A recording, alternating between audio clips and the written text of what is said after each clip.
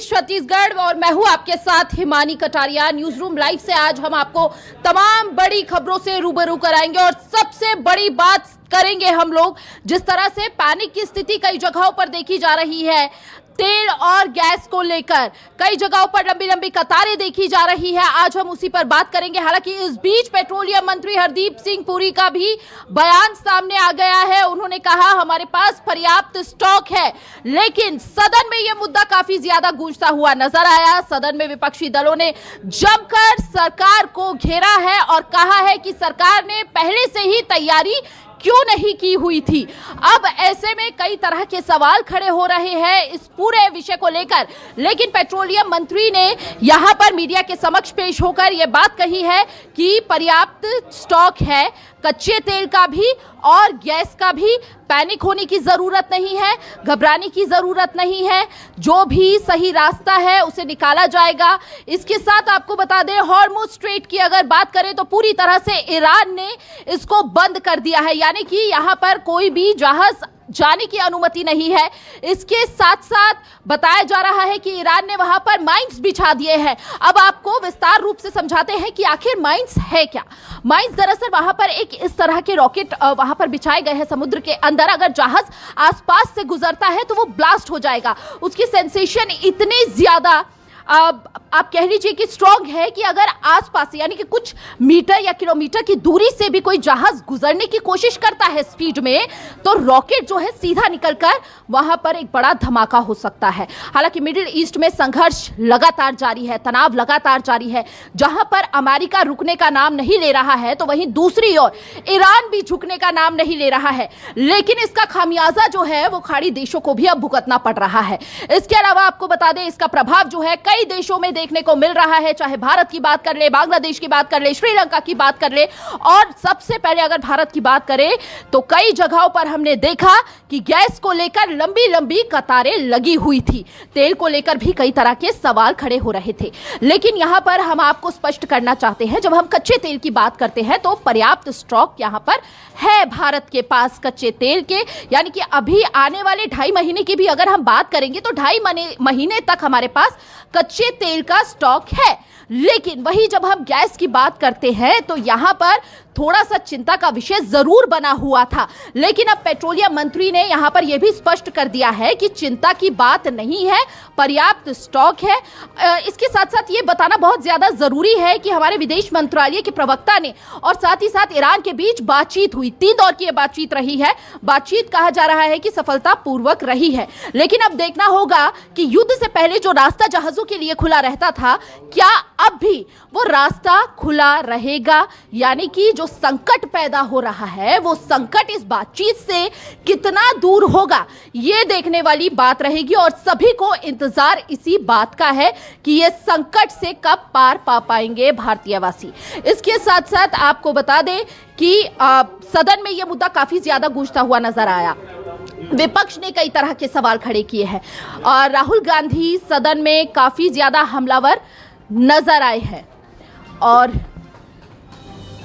आपको सबसे पहले सुनवा देते हैं कि पेट्रोलियम मंत्री ने क्या कुछ कहा है, वो सुनिए। This war is going to have far-reaching consequences. The central artery from where 20% of the global oil flows, Strait of Hormuz, has been closed. Spain has just started. Restaurants are closing. There's widespread panic about LPG. Street vendors are affected. And I do not say this lightly, but allowing the United States to decide who we buy oil from. India must stand united behind the energy warriors, behind the institution managing the crisis, and behind the national interest. District level monitoring committees are being established. Anti-diversion raids have been conducted and cases registered in multiple states. This is cooperative federalism, responding to a national challenge with the coordination it demands.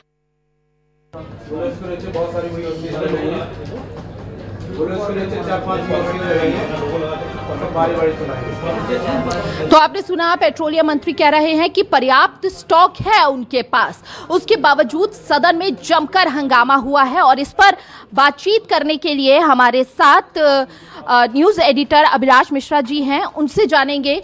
हार्मोज straight से लेकर सबसे पहला सवाल sir मेरा यही है कि 3 दौर की बातचीत हुई है, क्या लग रहा है जो संकट अभी हमें दिख रहा है, जिससे चिंता हमारी बढ़ रही है, वो कम होती हुई इस बातचीत के बाद नजर आने वाली है? देखिए, उम्मीद हम कर सकते हैं कि बेहतर हालात होंगे हिमानी, क्योंकि जिस तरह से विदेश मंत्री एस जयशंकर ने ईरान से बात की, और आपको पता होगा कि एक अभी बहुत ही खराब दुर्भाग्यजनक घटना ये हुई थी कि हमारे लिए निकला हुआ एक ऑयल टैंकर हादसे का शिकार हो गया था, उसके ऊपर बम बरसा दिए थे और कहा जा रहा है कि ईरान की तरफ से वो बमबारी की गई थी, जिसके बाद बड़ी आपत्ति भी जताई गई थी भारत की तरफ से और हमारे डिप्लोमेटिक चैनल से भी बात की गई थी। और उसके बाद ईरान ने भरोसा दिया है कि हिंदुस्तान आने वाले तमाम क्रूड ऑयल हों या गैसेस के जो भी कंटेनर हैं उन्हें वो सेफ पैसेज देने जा रहे हैं। चीन और भारत को सेफ पैसेज देने की बात हमारे सूत्र बता रहे हैं कि हमें आश्वासन मिला है ईरान की तरफ से। ईरान ने पहले भी भारत को एक अच्छे मुल्क और दोस्ती मुल्क की तरह देखिए ट्रीट किया है, और चूंकि युद्ध होता है तो आप एक एक चीज़ को इतनी अच्छे से चिन्हित नहीं कर सकते। ये हादसा हुआ था चूंकि भारत के अंदर इस वक्त गैस जो है वो सबसे बड़ा मुद्दा है, क्योंकि वो आम लोगों से जुड़ा हुआ है। देखिए, देश में गैस जो है, एलपीजी जो है, 2 तरह से प्रोड्यूस होती है।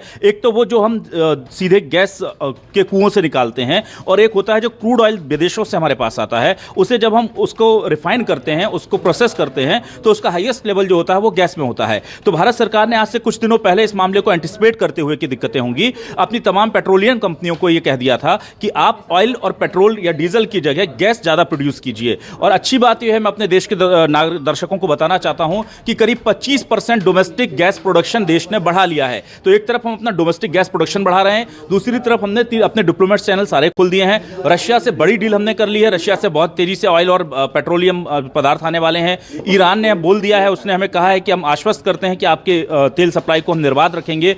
आज हरदीप पुरी जी ने, जो केंद्रीय पेट्रोलियम मंत्री हैं, उन्होंने साफ तौर पर यही कहा है कि लोग चूंकि पैनिक बैंकिंग कर रहे हैं और वो घबराहट में रख ले रहे हैं। अगर मुझे ज़रूरत 2 सिलेंडर की, एक मेरा यूज़ में है, एक घर में रखा है, और अगर मुझे लग रहा है तो मैंने 2 की जगह 3 बुक कर दिए, तो जो एक एक्स्ट्रा आ रहा है उसकी वजह से लगभग डबल 100% डिमांड बढ़ गई है।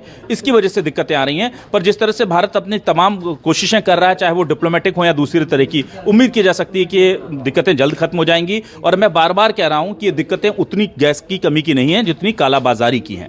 जी, और यहाँ पर कई लोग कालाबाजारी करने के चक्कर में यही अफवाह जो है वो लगातार फैलती जा रही है, और इसी चक्कर में कई जगहों पर पैनिक जैसी स्थिति हो गई है। चाहे हम ग्रामीण क्षेत्रों की बात कर ले या कई छोटे शहरों में भी यही स्थिति उत्पन्न होती हुई नजर आ रही है। हालांकि अभी पेट्रोलियम मंत्री ने ये बात तो स्पष्ट कर दी है, लेकिन बताया ये भी जा रहा है कि हमारे पास गैस का ज्यादा स्टॉक है नहीं कच्चे तेल के मुकाबले। तो अगर ये संघर्ष और ज्यादा बढ़ता है तो हमारी सरकार कब तक तैयार है? ये देखिए, बहुत अच्छी बात की। देखिए, गैस एक ऐसी चीज़ है कि इस पर हमारी जो डिपेंडेंसी है खाड़ी देशों पर 60% है।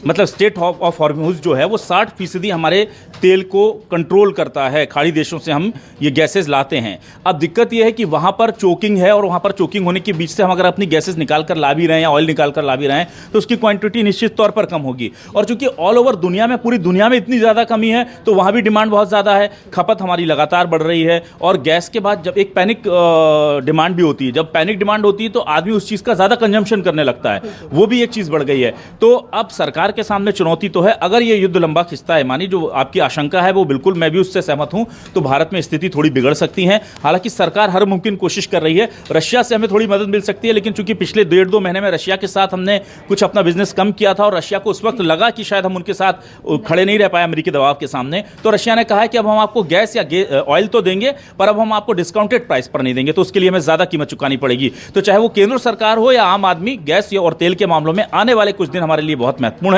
और अगर ये युद्ध लंबा चलता है तो बाकी दुनिया की तरह इंपैक्ट सीधे सीधे भारतीय आम जनता पर भी पड़ेगा।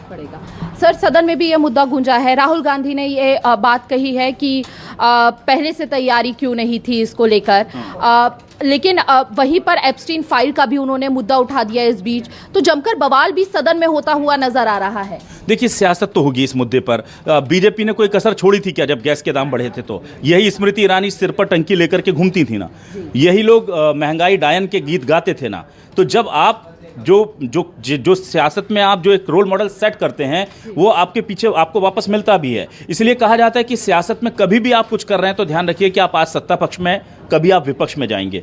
तो ये कहा जाता है कि जो बोएगा वही पाएगा। अब ये घिरेंगे, निश्चित तौर पर घिरेंगे, सरकार इसमें घिरेगी। हालांकि ये अंतर्राष्ट्रीय मामला है, इसमें ईरान, इजराइल, अमेरिका के युद्ध में भारत का कोई लेना देना नहीं है। ये हमारी कोई डिप्लोमेटिक डिफीट भी नहीं है। पर अंतर्राष्ट्रीय स्तर के मुद्दे हों या फिर अंदरूनी मुद्दे हों, पॉलिटिकल पार्टियां इस पर सियासत करेंगी, वो सियासत करने के लिए ही हैं। तो राजनीति तो करेंगे और आरोपों का जवाब सरकार को देना होगा। उनके लिए कठिन समय है, लेकिन जब आपको सत्ता मिलती है तो उसके साथ कुछ कुछ नेगेटिव चीज़ें भी साथ में आती हैं, उसको स्वीकार करना होगा। जी, बहुत बहुत शुक्रिया सर। तो विस्तार से बता रहे थे न्यूज़ एडिटर अभिलाष मिश्रा जी हमारे साथ जुड़े हुए थे। उन्होंने समझाया कि पैनिक होने की ज़रूरत नहीं है। जिस तरह से केंद्रीय मंत्री ने भी इस बात को स्पष्ट कर दिया है कि पर्याप्त स्टॉक है और पहले से इंतजामात हैं, क्योंकि जिस तरह से संघर्ष चल रहा था, 13वें दिन में प्रवेश किया, उसको देखते हुए यहाँ पर ये जानकारी दी गई थी। तो हम लगातार आपको ये साझा कर रहे हैं और बता रहे हैं कि किस तरह के हालात जो हैं